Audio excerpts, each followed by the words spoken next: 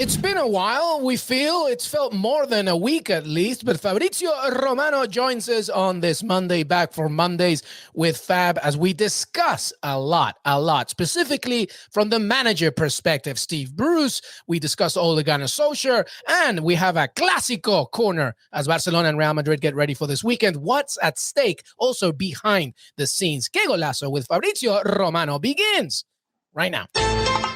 Hey everybody, welcome to Qué Golazo on this Monday, and Monday only means one thing.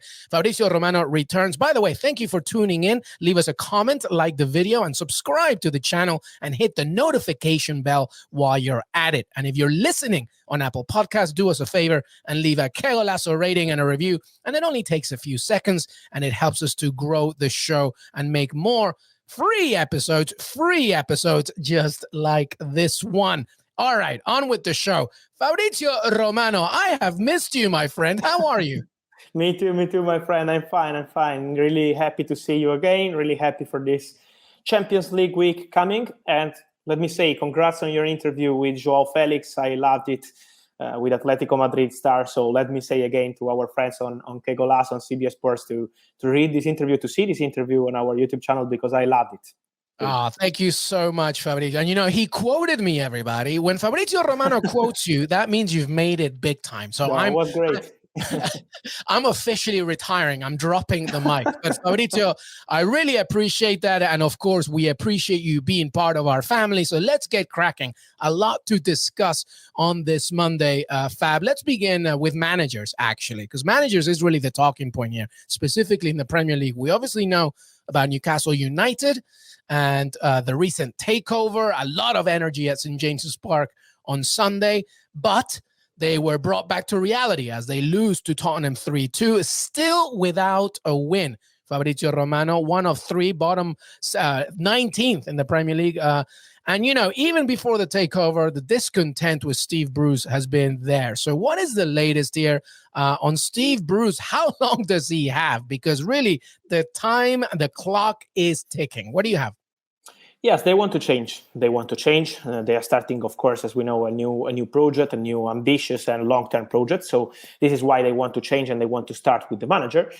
They're looking for new managers since weeks, I would say days, because they've been talking with many managers. They've been also considering some options around Europe, some managers already working in Premier League, like Brendan Rodgers, but he has no plan to change and he wants to stay at Leicester. So many managers in the list, but they want to be 100% sure on the new manager. So they don't want to send a manager, to appoint a manager that then in maybe 2 or 3 months, they need to look for another one again. So this is why they want to start a new project with the right manager. And this is why Steve Bruce was still working for, and he's still working for Newcastle as of now, but he knows that the new board is working to find the new manager. So they are on it. From what I'm told, no contacts with Antonio Conte as of now. Also, if we have rumors here in Italy, but Antonio Conte and Newcastle are not in contact as of now. Also because he's looking for something different. So I think it will be really difficult to change Antonio Conte's mind. And also thinking to other managers, as I say, for Brendan Rodgers, he has no plan to leave Leicester. We have some rumors also around the names of Frank Lampard and Steven Gerrard, because maybe going for a English manager is something that United new board want to do, but let's see if they will be able to find agreements, to find the right way to convince them, and if they won't be 100% convinced of this name. So they are still in the process, but I think this week they will try to find the right manager to replace Steve Bruce. So it's understood as well, Fabrizio, I believe, that Steve Bruce is not planning to resign. If he leaves, it's because basically the board has said, look, thank you for your time, but it's time to leave. But he's holding firm on that situation. Yes. I think is also something to be respected, as you said, because he's always been with this mentality, fighting with the team, fighting for Newcastle. So it's not in his style to leave during the season in this kind of situation. So this is why he's still respecting the board decision to look for new manager. You know, when there is a new ownership, it's normal to have this kind of process. But he's still trying to do his best for Newcastle, and he will do it till he will be the manager. Okay, so the other thing, obviously, is before you know it, January will come around and the window will open once again. So, this is also the conversation for Newcastle as they look to, because it's not just about Steve Bruce. I think it's also about, they are 19th in the Premier League for a reason. This squad is just not good enough at the moment. Is there already a plan on the kind of players that they want to get? Because Heath, Jimmy, and myself were talking about this, but it's not going to be like you just get anybody you want, because these players, obviously, they don't want to be in a relegation battle. They want to be in the Champions League, et cetera, et cetera. So is there a plan for January as Newcastle look ahead to the window when it opens again? Yes, first of all, they're really disappointed to see around 1 million names every single day now, since every single player is going to Newcastle. So let me say some no. For example, Coutinho has not been approached by Newcastle. Mauro Icardi is not in talks to join Newcastle. Aaron Ramsey at the moment had no contacts with Newcastle. So we had many names, but they're not looking only for names. What I'm told is that this project is also about young talents. So they want to try to bring players they need now in January to help the team from this relegation battle. So they're going to look for some experienced player who knows Premier League, who knows how to change the situation. So they will look for this kind of players, but for big names and also talents, because they want to do something with young talents too, and not only 31 or 32 or 33 years old players around just to have big names. They want to build something for the future. So this is why I'm sure they will do something in January to help the team with this kind of players who know Premier League and know how to change the situation, but also with talents for the future of Newcastle. So this project is long-term. It's not 2 or 3 years. It's something they want to build, as Manchester City did in many and many years, to arrive at top level. So, obviously, if this is a long project, the number one priority is to stay in the Premier League. And one key component is Alan Saint-Maximin. There were discussions and reports, obviously, that he just wanted to see a future, that was being built with Newcastle. And obviously with this takeover, does that mean that it's hopeful that he's not going anywhere in January, or at least Newcastle will be not tempted by anybody? Yes, this is the feeling I have. They know that he's too important for this team. He's the most important player right now. They need his quality to win games and to change the situation. So I don't expect them to sell the player in January. I think he will be part of the project. Then maybe during the summer, they will plan with him to see what he wants to do. But in January, they need him to stay. All right, well, so let's stick with managers here in the Premier League, and let's go to Manchester United, because this is not something that's recent. Ole Gunnar Solskjaer has been in charge for a while now, not a tremendous amount, but, he's been there long enough as a manager. He's obviously a playing legend for the club. You tweeted about and reported on the fact that, the board of Manchester United are still confident, still backing him up. Is this still the same sentiment, even after that 4-2 loss? Even the days of reflection after that loss as well? Is the club looking for a replacement? What's the latest with Ole Gunnar Solskjaer? They're still backing the manager. They are still backing the manager in the board. They are still together with Solskjaer. They are protecting the manager, as they gave him a new deal during the summer till 2024. So also on financial point, giving him a new salary, new deal till 2024 means we want to show how serious is our project with Solskjaer. Then sacking him, firing him 2 months later would be maybe not on the same point. And this is why Manchester United are still protecting Ole. They are still convinced that Ole is the man to do it this season. Of course, nothing is forever in football. You know that maybe if the situation will continue like this, in weeks or months, the situation will change and they will look for a new manager. But from what I'm told, as of now, Manchester United are not talking with any other manager. They know that there are big names on the market available, like Conte, Zidane, and many others. But as of now, they are not in contact with any other manager because they want to protect Ole.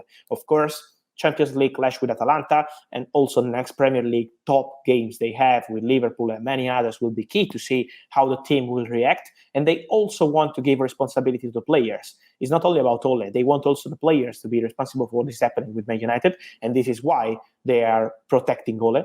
But of course, they expect something different in the coming games, or the situation could change. So there's no list for anybody else. Right now, it's Solskjaer and nothing else. Yes, I think yes, also because it's in Manchester United style to do like this. They are not talking with managers before because they know the team is fantastic, the history. We don't need to talk about it for Man United. So they know if tomorrow morning they're calling another manager, also if we're talking about top names, they will be happy to join Man United and to sign for Man United. But as of now, they're still saying no talking with any other manager and protecting Ole as our manager. This is Man United position. All right, so let's keep going here because we have a few things to discuss as well. Let's stay in Manchester, but let's go to the blue side of Manchester. Raheem Sterling said some interesting words about seeing, life outside of Manchester City.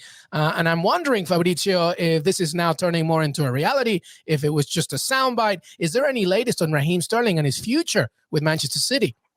Yes, because his words were really clear. He's looking for some opportunities because he wants to play. He wants different game time. So this is why he's not 100% happy with Man City. Then Pep Guardiola was playing him as a starter. So now the feeling maybe could be different. But what I'm told in general is that he's out of contract in 2023 with Manchester City. And they know that they need to decide on Sterling together with the player in the next few months if he wants to stay and be part of the project 100% involved in Guardiola project. They need to extend his contract before summer, or they have a problem with Sterling. So it's trust Sterling or sell Sterling January or summer. This is the point for Man City. They are going to decide on this point.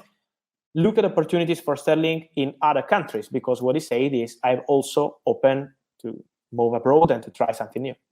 Yeah, he was speaking maybe Serie A. Would that be a possibility? Would La Liga? Is there a specific area? Because as you mentioned, he did speak about playing abroad as well. But is there anywhere else specifically that you would see him if this would happen? By the way, the best player at Euro 2020 for England.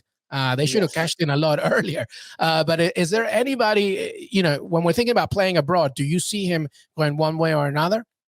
I'll keep an eye on Barcelona, to be honest, because Barcelona were looking for him in June.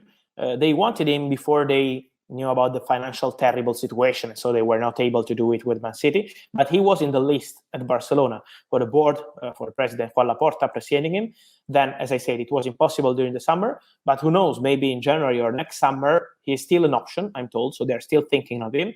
Let's see if they will be able on financial point to find an agreement with Man City, because Man City also, if Sterling is out of contract in 2023, they're not giving him for free or on loan or this kind of deal. They want real money, as they did for Bernardo Silva. You remember Bernardo was on the market this summer because he wanted to go, but they wanted real money, 50, 60 million, and no one paid. And so Bernardo stayed, and he's now a key player for Guardiola. So this is why it's also about the agreement and the fee. But I'm told that Barcelona are still thinking of him. Well, what a great segue there, Fabrizio, because now we talk about Barcelona and Real Madrid, because obviously this weekend is El Clásico in La Liga, and we're going to do something fun here. We'll call it the Clásico Corner, Fabrizio, where we'll discuss some topics here from both clubs. And let's stick with Barcelona for a second.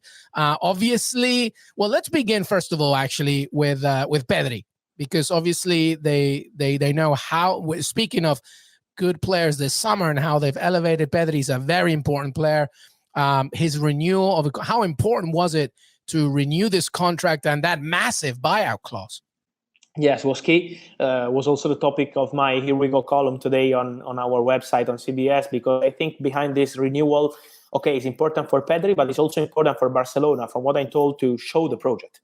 So they want to trust young players. We want to go with new faces. Okay, we lost Leo Messi, Antoine Griezmann. It was a terrible summer for Barcelona, but we have something new, and we want to trust this project with Pedri. So new deal till 2026 with this record release clause. 1 billion is really huge, but it's not about the clause. It's to show our jewels are untouchable now. So we want to go with Pedri. They will do the same with Ansu Fati. They are talking with his agent, Jorge Mendes, to extend his contract, and they are still confident to do it with Ansu. They are talking with Gavi, so they are preparing a new deal also for Gavi. So the process now at Barcelona is extending contract for key players and starting the new era, trusting these boys. And I think yesterday Ansu Fati was showing why they're trusting him like this. Yeah, and he scored a very Messi-esque goal yesterday as well, which was very interesting. But as you were talking about part of the plan for Barcelona, and just sticking with Barcelona for a second, obviously, is these contracts with these players, specifically coming from La Masia. It's also about the AGM, the meeting that Joan Laporta, he needs the approval from his socios to making sure that, first of all, they're looking to, revamp Camp Nou, because it's just breaking down. It's an old stadium. So there's a lot of projects that they need to do. How important is that, by the way, as Laporta, by the way, halted the AGM? What's at stake here? How important is this meeting with his members? No, it's so important because, first of all, Barcelona is one of the most complicated clubs in the world to take decisions. And it's not just about transfer market or these kind of things. It's about everything in Barcelona is complicated because they have this kind of structure. So it's so slow sometimes and it's not easy. So they're trying to build something different also with Laporta, who was great in the past with this kind of process. And this is the mission for Barcelona. The financial situation is terrible and we know about it, as they say too many times. But what I'm told is that it's really improving now. After last summer, okay, you lost Leo Messi and Antoine Griezmann, but on salaries point, this is what Barcelona are doing. Saving salaries is so important for Barca, and so they're going to continue on this point with some players that they're not key for Barcelona. They are looking for solutions for these players and to sign new players, because many times Barcelona fans are asking what is going to happen maybe in January if they will have a budget. What they said in public a few days ago was, we're going to have around 25 million to spend in January if we have the right opportunity. But I'm not 100% sure Barcelona will spend this money, because they will do it only for players they think will be perfect for this project. So for Barcelona, the real change has to be on transfer market, not signing players just to have numbers in the team, but to have players that are really trusted as part of the project. So this is what they're going to do. And for example, we mentioned Sterling. I want to mention also Dani Olmo. They are players that they are looking for the future because they want players available for Barcelona project right now, but also important for the future. Yeah, so it's a massive, massive plan here for Barcelona. And as we are in the Clásico corner, we move over to Real Madrid. As you mentioned, Kylian Mbappé, there was a plan obviously to extend this contract. He's not getting any younger, but Real Madrid doesn't care. They know how important Benzema is to this project. How much does that have to do, by the way, with and yes, we have to talk about it because January is only around the corner. Kylian Mbappé, right? And how much that influence will be of Benzema staying and seeing, obviously, Real Madrid still as a key part of his future, as well as bringing in his compatriot, Kylian Mbappé. Yes, I'm told that whatever is going to happen with Kylian Mbappé, if they will be able to sign him as free agent or not, or maybe in January, let's see what is going to happen. And Real Madrid want to sign Kylian Mbappé, so he will be more than priority. He's the man for Real Madrid, as we know. But whatever is going to happen with Mbappé, Kylian Benzema would be great. But this Karim Benzema will be... that would be quite a player. Kylian Benzema. would be fantastic. But Karim Benzema is going to stay at Real Madrid next season. This is why they wanted to extend this contract before the start of this season. They wanted to show him whatever is going to happen with Mbappé, this summer, next summer, we want you to stay. Also in 2022, 2023 season, Karim Benzema is so happy to stay. So Florentino Perez himself, together with Ancelotti, but Florentino himself wants Karim Benzema to stay, to spend other seasons with Real Madrid, also if he's 33, and he's going to be 34 in December. So he's not so young, but he's still one of the best in the game. And this is why Real Madrid are going to continue with Benzema, whatever is going to happen with Mbappé. And I'm sure that for Mbappé, they're going to try again in the coming weeks and in the coming months, because they want him. And this is why at Paris Saint-Germain, Leonardo was furious a few days ago. Yeah, so we will see what happens as this drama continues. But Karim Benzema, a massive part of Real Madrid, as Real Madrid get ready to face Barcelona this weekend, the first Clásico of the season. Well, that was it from Fabrizio Romano. Fabrizio Romano, thank you so much. Is there anything else that you're focusing on this week, or have we covered it all? Or is there something else that you're looking at? Oh, it was nice to see the Sevilla director Monchi saying that the proposal from Chelsea for Koundé, revealing that was the best proposal ever Sevilla received for their players, but they said no because they wanted a different fee. It was around 65-70 million. Chelsea were offering 55 million. This is what I know, not what Monchi said, to be clear. But I think it will be difficult for Chelsea to sign Koundé in January. So I'm curious to see if Chelsea will decide to sign a centre-back, Koundé, or any other one in January, or maybe waiting for summer and try something different. And we will be talking also about Tony Rudiger contract, because he's out of contract in June and they have still no agreement. So let's see what is going to happen with centre-backs at Chelsea, and then we will focus on Champions League, of course, on CBS Sports. Interesting, because Chelsea's one of their main weapons is their defensive force, so Rudiger being a main part of that. But Monchi, if you know anything about Monchi, he will not cave. He knows his value of his players better than anybody. But Fabrizio Romano, always a pleasure to have you. Thank you so much for being part of Hey, don't forget to follow him on Twitter, by the way, Fabrizio Romano, and Instagram, and his weekly piece for CBS Sports Fab. Thank you so much, my friend. Thank you as always. See you soon on Qué Golazo on CBS Sports. Enjoy Champions League and see you soon. Thank you. Thank you so much. Thank you for watching and for listening. Follow Qué Golazo Podcast on Twitter, Qué Golazo Pod. Subscribe to the Qué Golazo page on YouTube and hit the notification bell. And of course, subscribe to Qué Golazo wherever you get your podcast. We will see you next time.